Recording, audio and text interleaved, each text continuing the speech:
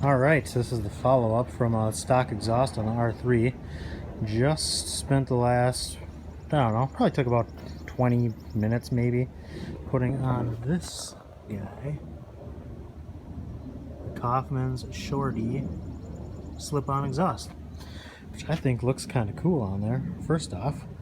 And it has that little R3 plate on it. Cover up the clamp. So, let's fire it up, see what you think.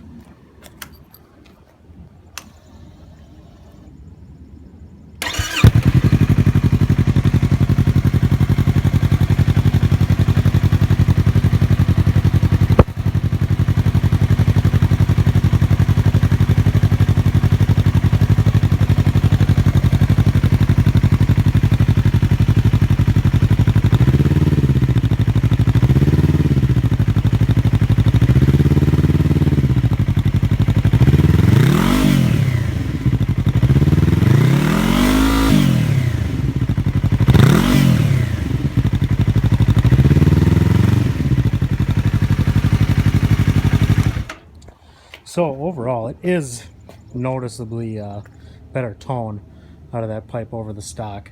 Not as loud as I expected out of such a short pipe, but there is this baffle on the inside that you can remove. I just don't have the right tool to get that cotter pin clamp out. So, I don't know. Overall, I think it's pretty cool so far. We'll see one of these days if I decide to take that baffle out and see how loud it gets. Alright, thanks a lot.